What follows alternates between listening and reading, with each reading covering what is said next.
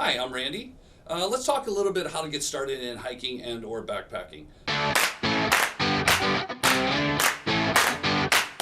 First thing you want to do is you want to have some type of goal, whether it's an alpine lake or it's a waterfall or it's building up to a multi-day hike or backpacking slash camping trip. Okay.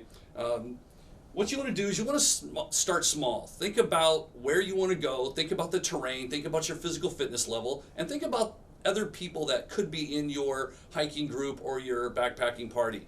It does really no good for you to be super fit, super energetic, and then to bring someone along that isn't as much, and then you could find yourself in trouble that way. Know the length of your hike. You know, biting off more than you can chew is really a common factor when you're first starting out. A lot of people think, well, you know, I can walk 6 miles or I can walk 8 miles. And doing an 8 or a 6 mile hike in the mountains is a lot different than walking on flat terrain. Okay, so really know your abilities when you first start out. Know your expertise level also. Know how to read the weather, know map and compass, know first aid, know how to pack your backpack or your day pack correctly, know what type of food you want, know how much water to bring. All this, though, does go into having a certain amount of training or expert level, just going out and doing it over and over and getting that built up into your program. Use trails that are already marked. A lot of people think that you can just go out there and just start walking the mountains and walk into waterfalls and walk into alpine lakes. And the easiest way to really condition yourself and know your limits is to really stay on well-marked trails. Not only does that ensure your safety, but it also makes for a much more enjoyable time. Also, another thing that you can do is use social media.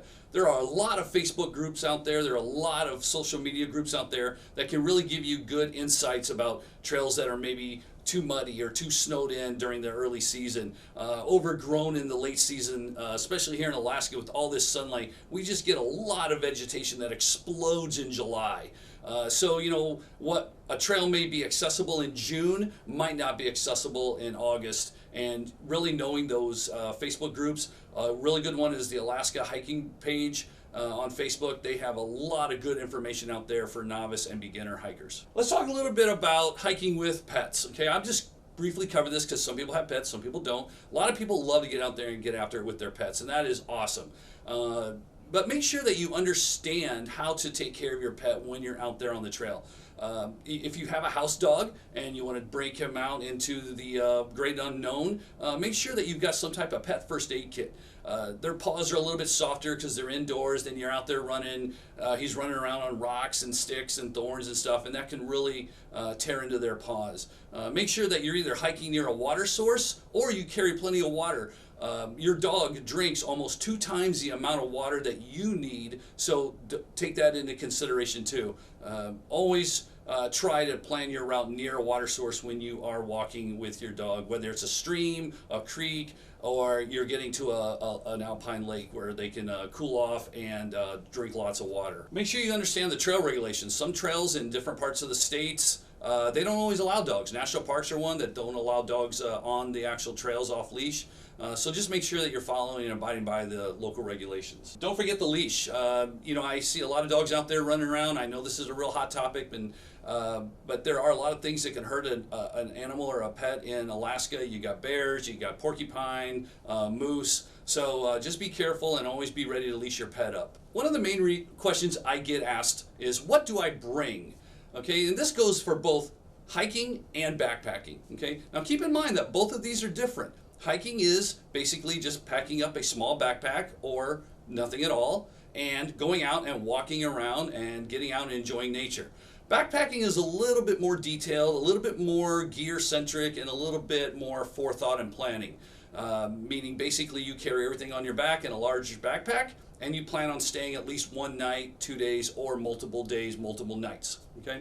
So, question is, what do I need to bring? Well, there's always been the tried and true, the 10 essentials, okay? And the 10 essentials really hasn't changed over the last 40 or 50 years, okay? And sometimes they're tweaked based off of people, but mostly the 10 essentials have remained the same, and they're a pretty good baseline to start with when you're prepping or planning your trip. Number 1 is navigation. always have a map and compass with you. A lot of people think, well, I've got my GPS on my phone, or I've got my GPS, I'm carrying this for this app on my phone. A lot of times you're just not getting cell coverage. And if you are getting cell coverage, it's very spotty and it's very weak. So make sure you understand navigation and you carry the correct navigational tools. Number 2, sun protection. Let me tell you, you could start out, it could be 50 degrees and raining, and then by the time you get into the high country, it's 75 degrees and the clouds are broken and the sun's coming out. Sun protection, whether it's sunscreen, a bandana to cover your face, a hat to shade you with, will go a long way in preventing some major dehydration and some really, really red skin. Insulation. I know this is a topic that kind of breaks off into subtopics, but basically what you always want to carry is some type of insulation in case the weather does take a turn for the worse. Whether it's a fleece jacket, a puffy jacket, or some type of polypropylene insulation, okay? Always have some type of jacket or insulation that you can throw on you. And not only is it just on a day hike that you think you're just going to go out and walk back and walk there and walk back, but things can happen. People can twist ankles, you can fall down, you can break a leg, and you may have to spend more time out there than you think, and therefore when the sun does go down, it does get chilly, and then you're going to need some insulation. First aid. I'll cover this topic a little bit more in this brief, but first aid is a huge deal when you're talking about going in the backcountry. So make sure you've got the correct first aid kit. Again, I'll go into more detail in a little bit. Illumination. I understand in Alaska we got 20 to 22 hours of daylight in the summer hiking, but you're not always going to be in Alaska. And it does get dark, okay? And even in the summer, you're going to want some type of headlamp or flashlight, okay? A lot of people think that, well, I'll make it back to the car, back to the house by a certain time, but things do happen. And Murphy's Law is, if it will happen, if it does happen, it will happen. And you're going to want some type of illumination, whether you're walking out of the trail or you're trying to just see where you're going so that you don't get hurt. Repair kit and tools. This is going to go into what type of gear and how long your duration of your hike or your backpacking trip is. Fire. How to start fire. I always like to think of things in threes, so you should have 3 ways to start a fire. And that could be flint, that can be multiple lighters, okay, 1 to 3 lighters.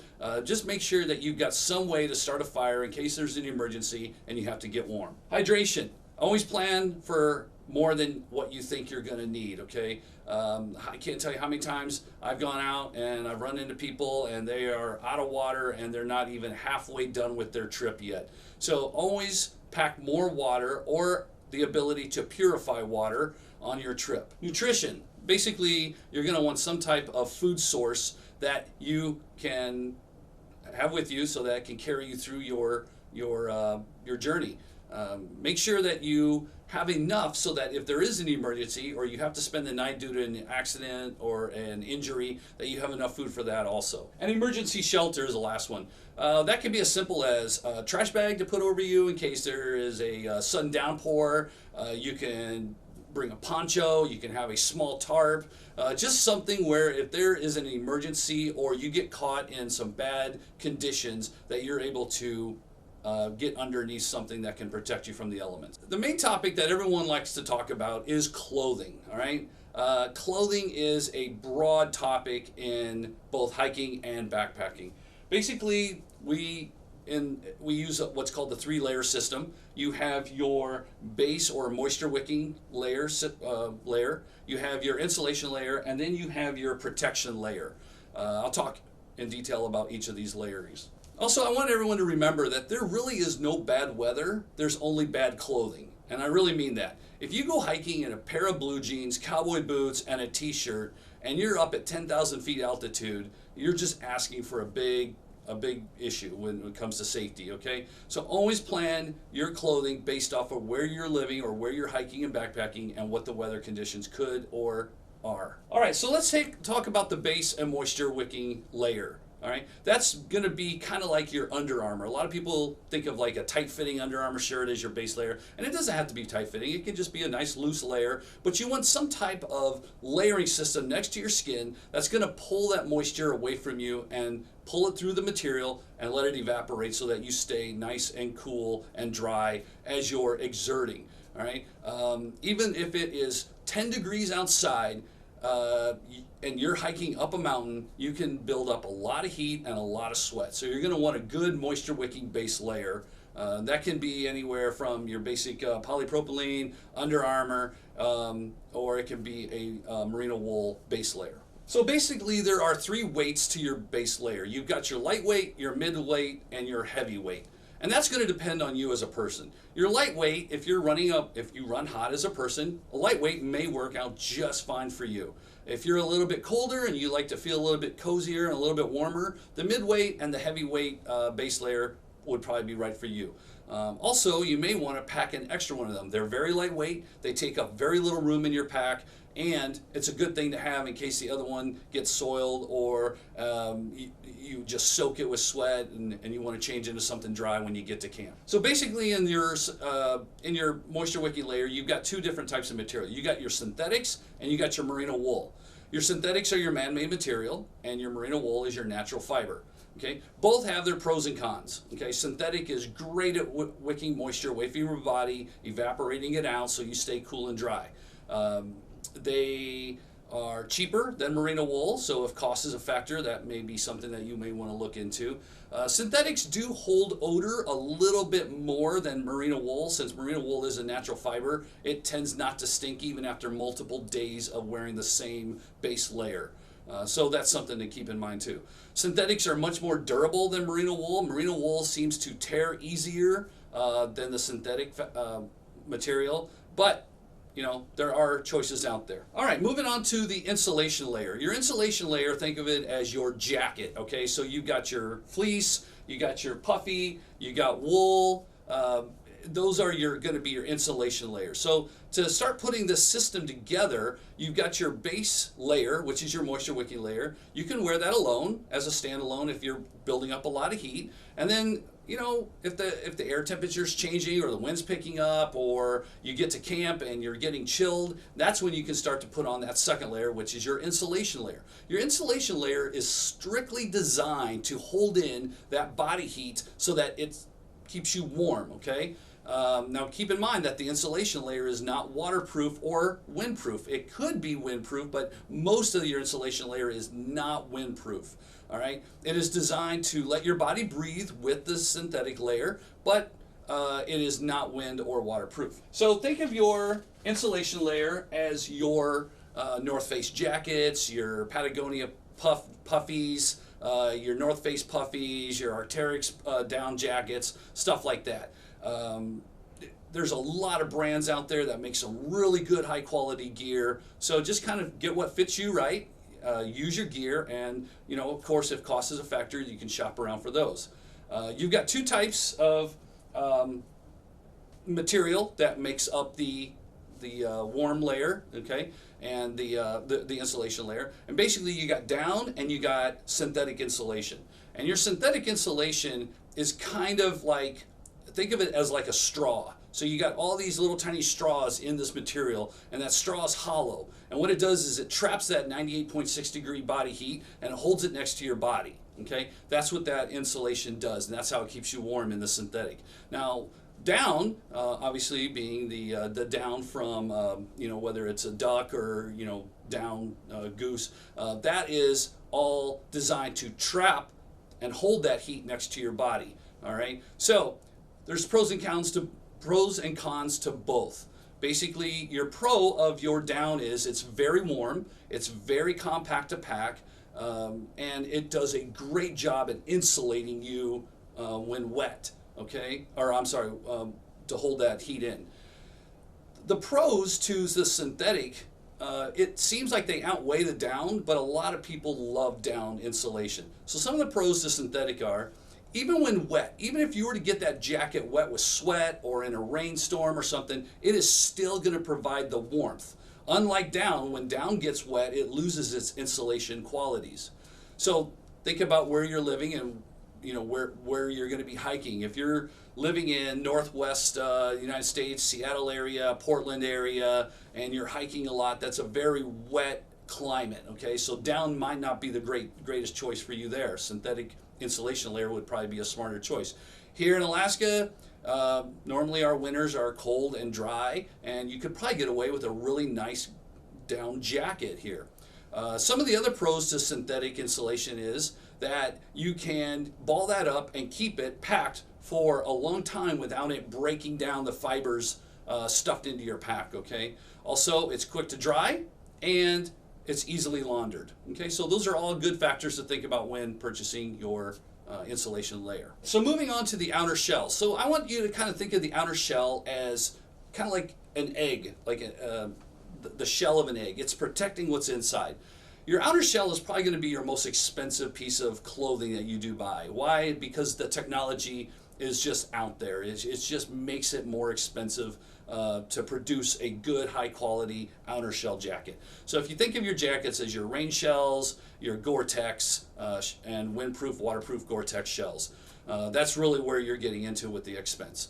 A lot of companies make some great shells, but if you find a cheap shell, I would highly steer you away from that, because more than likely it's not going to breathe that well, and it's probably not going to be waterproof all the time. Also, if you look at some of your shells, and if they have multiple zippers, make sure those zippers are waterproof. Okay. Some of the other things you want to look into with a shell is some of the features that it may have. You know, do the zippers unzip and zip both ways, meaning from the bottom to the top, and then from the bottom to the top when it unzips. Okay.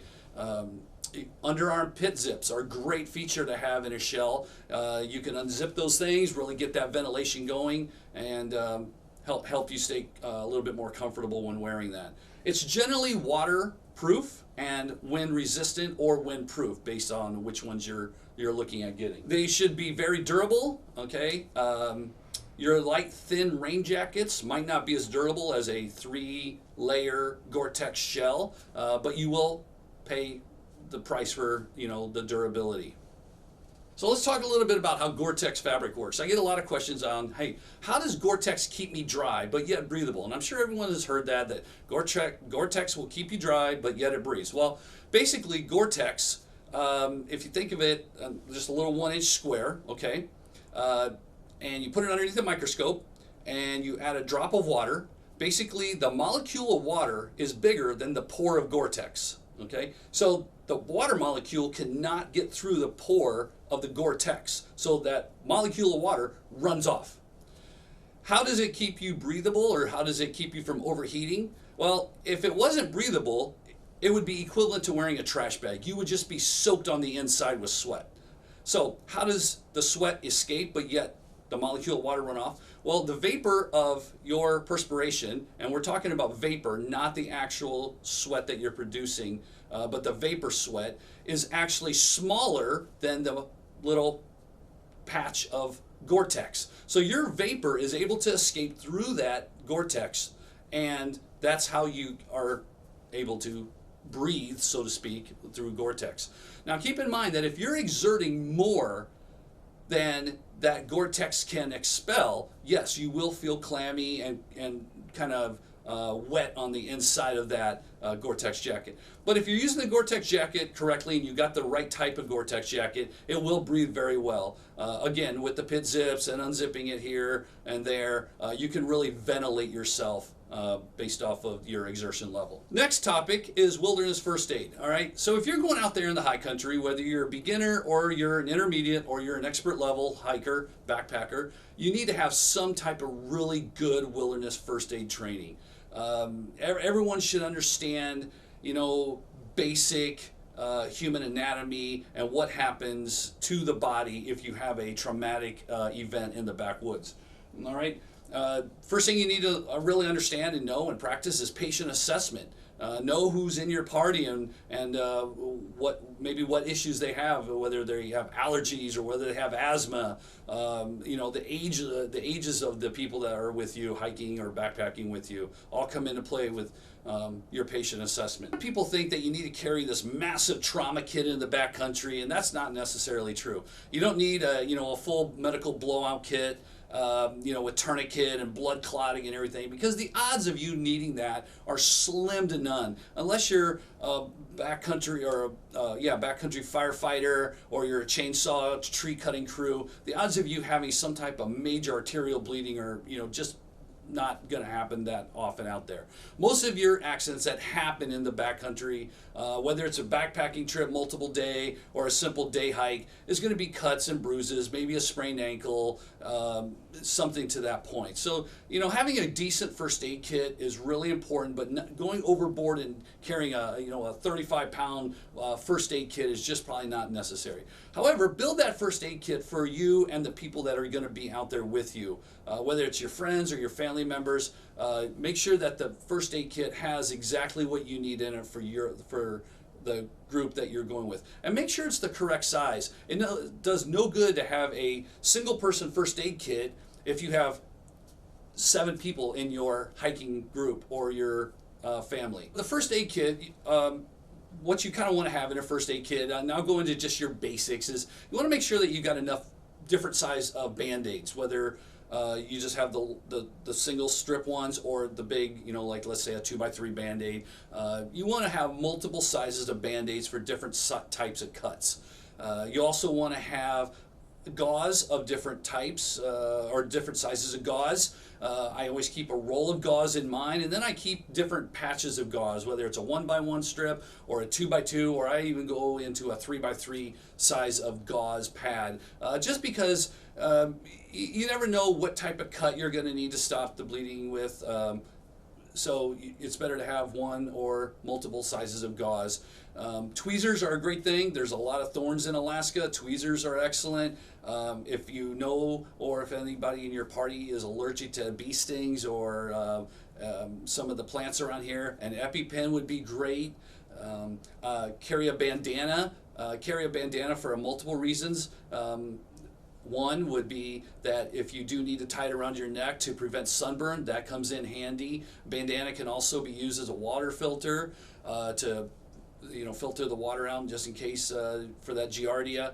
And I carry a large bandana in case you do dislocate your shoulder. You can sling your arm, and all this goes into my personal first aid kit. Keep in mind too that based off of your family or your friends that you're hiking with, you might want to add or take away from your first aid kit.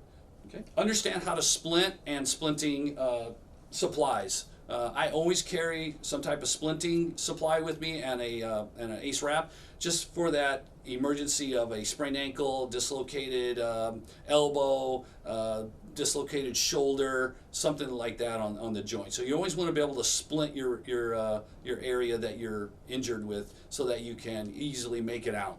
Alaska has its own risks and its own challenges. We deal with hypothermia even in the summertime. All right, we have extremely cold glacier-fed water.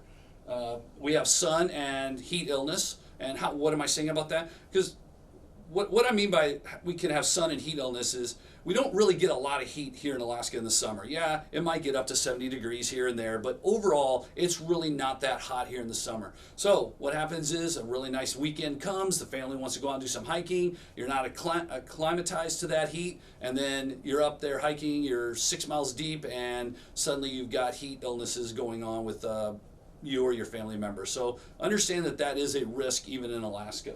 We have a lot of wildlife. We got bears and moose, all right? You got wolves out there, porcupines, a lot of things that can cause a lot of havoc. So understand how to prepare and protect yourself against the wildlife. Remote areas are common. It's not uncommon to drive out of the city of Anchorage and be without cell coverage 45 miles away. All right, just going down to Portage Glacier, as soon as you turn onto Portage Road, get back into Portage Lake, and right before you go through the Whittier Tunnel, no cell coverage whatsoever out there. There's hiking trails, there's kayaking on Portage Lake. So just understand that you don't have to go hundreds of miles deep into the Alaska bush to be out of cell coverage. All right, so let's talk about the big three. The big three, when it comes to backpacking or hiking, is basically your tent, your sleeping bag, and your backpack. Those are called the big three because those are going to weigh the most, okay? And they're probably going to be the 3 items that most people have the most difficulty in choosing. There is a 1,000 different backpacks out there on the market, and which one is right for you, and the price, the size, the different options that come with it. Same thing with the sleeping bags. You go into any sporting goods store and they'll have 20 sleeping bags hanging up for you to choose from. So let's talk about your backpack. So basically you've got your backpack for backpacking, or you've got your day pack for your day hikes. You can use, I guess, the backpack for a day hike, but I wouldn't use the day pack for a backpack trip. It's just not big enough to hold everything. You have multiple day packs. Those can be in anywhere from 30 to 50 liters, and the liters are on the backpacks or on the tag. So when you're going in to purchase one, you're going to want to look for the liter size. The backpacking packs are anywhere from 50 to 85 liters. That's getting into a very, very big backpack. Try to keep your day pack around the 15 to 30 liter range. That makes sure that you're not carrying too big of a day pack, and you're not overpacking that, because that extra weight will add on to your enjoyment, whether you're doing 2 miles or you're doing 20 miles in a day, okay? So just try and keep that day pack around 15 to 30 liters. The backpacks, how to choose a backpack. So basically there are 3 main areas that you'll want, or that you'll need to look at when choosing a backpack. You're gonna look at the backpack capacity, the features, and the backpack fit. The backpack fit is probably the most important of those 3 that I just said, and that basically fits you correctly with the backpack. It is based off of your torso length. I used to think way back when I first started hiking that a backpack fit you based off a small, medium, and large, and that's just not true. Your backpack fits you based off of your torso length. And you can get your torso measured at any good sporting goods store. REI has a great method of measuring your torso, which they can then fit you to the right size backpack. So why is that critical? Because an ill-fitting backpack is going to be very uncomfortable, it's not going to move with you correctly, and it's not going to be a fun and enjoyable adventure. So let's talk a little bit about backpack capacity. I already mentioned the liters, but basically you don't want to overbuy a backpack, meaning you don't want to buy an 85 liter backpack for a 2-day trip. That's just going to be a massive amount of capacity that you're probably not going to use. Also, keep in mind too that the higher the liters, okay, the more liters that it has, the higher the price. Okay, so keep that in mind too. The features. Let's talk a lot about backpacking features. All right. I love to have external pockets on mine. I love to have that organization. I love a lot of outside pockets, kind of like the old Alice pack back in my Army days. And I love to have those external pockets for all different kinds of organization. A lot of new backpacks aren't having a lot of external pockets. Why? It comes and goes with the manufacturer, but basically a lot of backpackers don't want to have a lot of external outside pockets to catch on things that they may be going through, such as brush or bushes or trees, okay? So if that's important to you and that organization is important to you, instead of just having one big giant backpack that has a top lid that opens and you stuff everything in, then look for those outside pockets. Also look for different types of materials. You can get a lighter Cordura or you can get a heavier Cordura. That all adds into the weight of the backpack. Some of the other features that you want to look for on backpacks are a top pocket. I love having a pocket on top of the lid so that you can unzip that real fast. You can throw in some snacks on the top lid. You can throw in a compass. You can put in your car keys, your wallet, binoculars, anything that you want to get to real fast without having to unclip, open it up, pull up the draw cord, search for the inside the pack. You just want to have that top pocket really meant for easily accessible items. Gear loops is another real good thing, and the gear loops allow you to attach different types of gear, such as ice climbing axes or trekking poles, or maybe a wood cutting axe, something like that. Those gear loops really come in handy on a good backpack. Let's talk about how to pack your backpack, all right? Basically, you want to keep all the heavy items close to your back. So if this is your back, you want to keep all those heavy items in the pack next to your back. And then as you move out into the backpack, you put the lighter items, okay? The sleeping bag, I always put at the bottom of my backpack because it's probably the last thing I'm going to get out when I get to camp, okay? And then all the heavy items, you know, your fuel, your cookware, a lot of your food, all that's going to go real close to your back. That way when you cinch up your backpack, put your hip belt on. You've got a good center balance right next to you. That way when you're moving through, jumping over streams, crossing rocks, moving under brush, that stays really nice and tight and close to your back, providing a good center of balance. All right, let's move on to sleeping bags. I'm not going to get real detailed into sleeping bags because pretty much everyone knows how they sleep as far as if you're a warm sleeper or a cold sleeper. I will tell you though that the sleeping bag industry doesn't really have a set standard on how they rate their sleeping bags. Meaning if they if a manufacturer says that it's rated for -15 or 20 degrees or 30 degrees, I would take that with a real grain of salt, all right? And I would always plan on buying a sleeping bag that may be 10 degrees warmer on the tag than what you're going to experience. For instance, if you're going to camp in July in Alaska and it gets down around 50 degrees, I would buy a bag rated for 40 degrees, okay? You can also do some tips and tricks to stay a little bit warmer inside your sleeping bag. One, you can eat a pretty good meal right before bed. All right, that will stoke your internal fire and keep you warm as your digestion works to digest that food. It can keep you warmer. You can do some exercises right before getting into bed, but don't exercise to the point where you're sweating, because then you get in your sleeping bag and you're all sweaty, and that makes for a cold, uncomfortable night. Also, keep in mind too that you can add a sleeping bag liner, which adds warmth to your sleeping bag. The sleeping bag industry wants to put its rating for the average type of sleeper. So again, if you know how you sleep, whether it's cold or hot, then you're going to want to buy a sleeping bag based off of that. Also, keep in mind too that when you're using your sleeping bag for obviously sleeping, you want to make sure that you're warm enough in that. How you can make sure that you're warm enough in that is, don't get into your sleeping bag at night with the same clothes that you've been hiking in. They could be dirty, sweaty, soiled, wet from a stream crossing.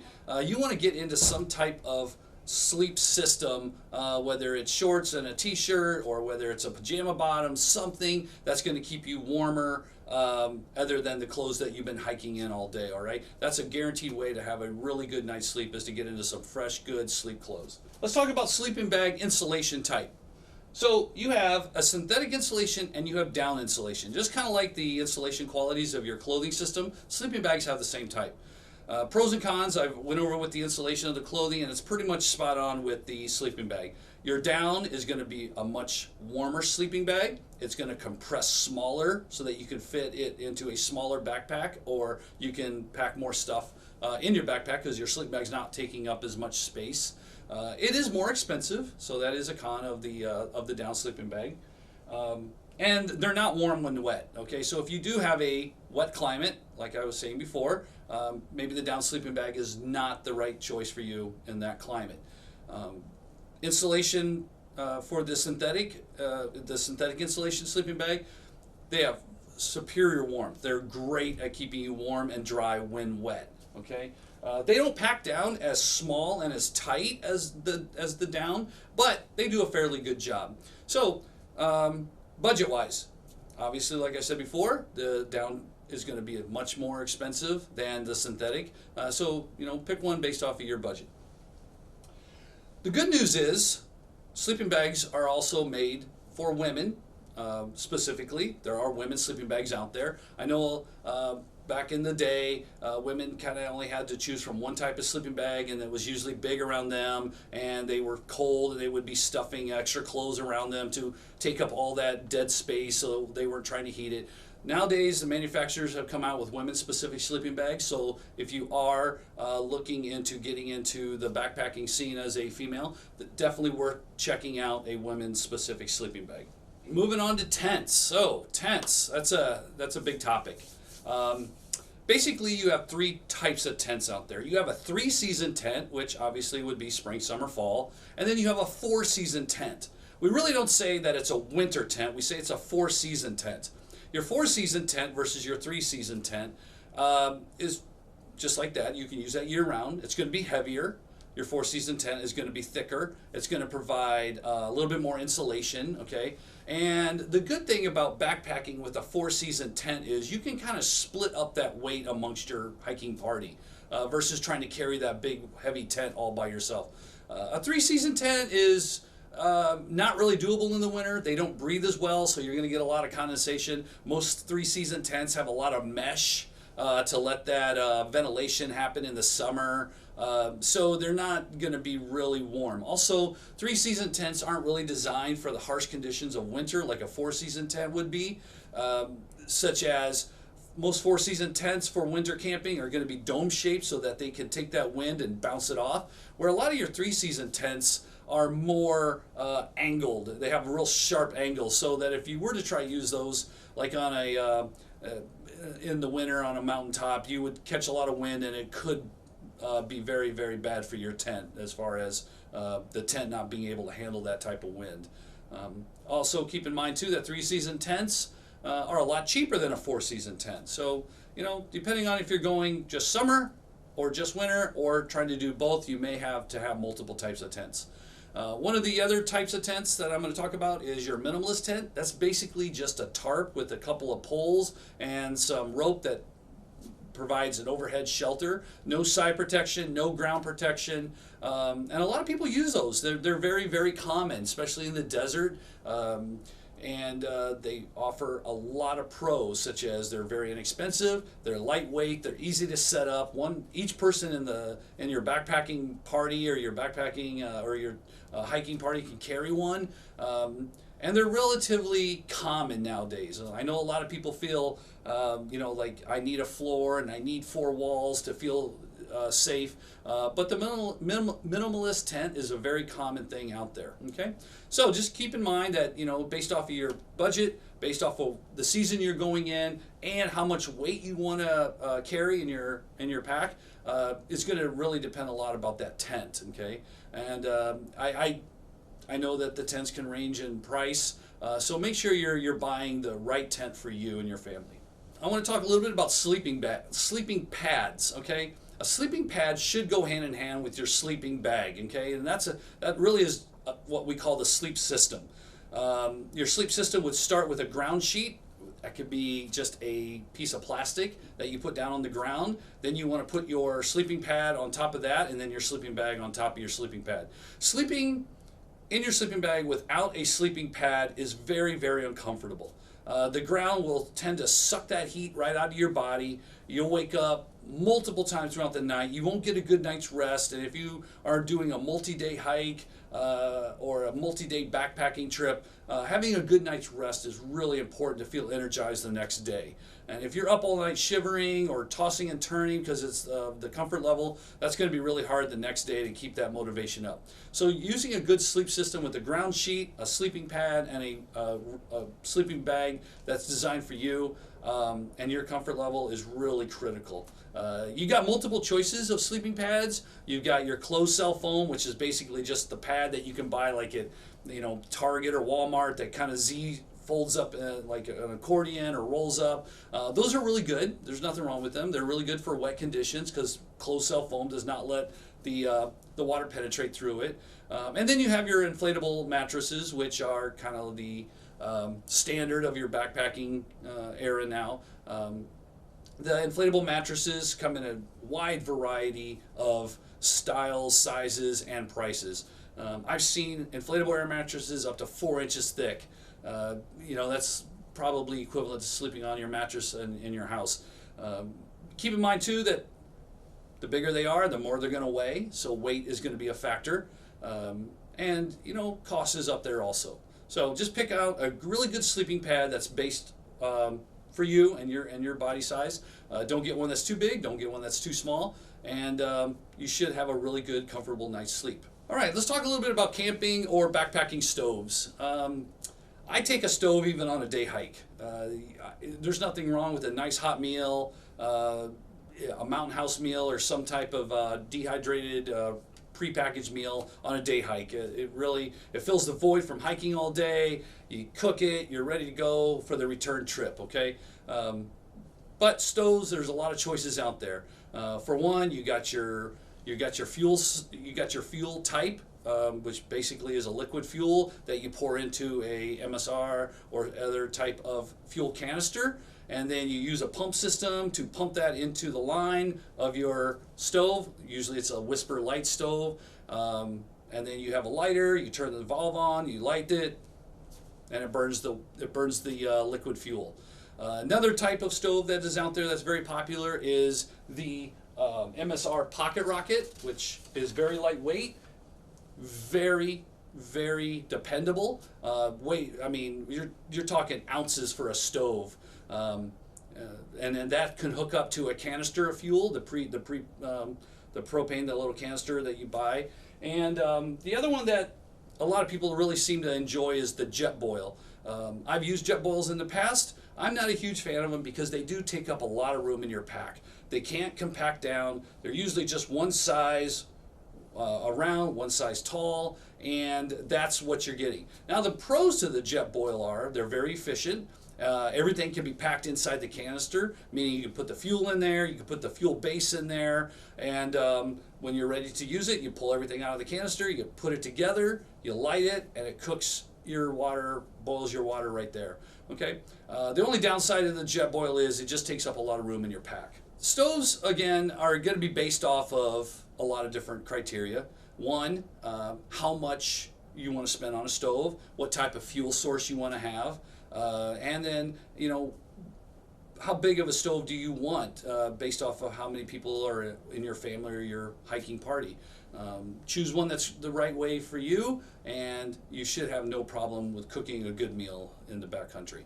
All I want to do is really stress that it's really important to get out there. It doesn't matter how far, how much you get out there. It doesn't matter how much you spend on your gear, and whether you're at REI or any of the other sporting goods stores every week buying all this gear. The idea is to get out into nature, seek an adventure, and use your gear. You're going to constantly be tweaking your gear as you see what works for you and what doesn't work for you. Whether it's a day hike or a multi-day backpacking trip, you're going to constantly be tweaking your gear, finding out what's right and what's not right for your type of hiking. A lot of people go out and they just want to walk a simple, flat nature trail site type of hike, and that is perfectly awesome. Other people want to get out there and they want to climb Wolverine Peak, and they want to climb all the peaks in the Chugach Mountain Range, and that is awesome also. The idea is to get out there and adventure.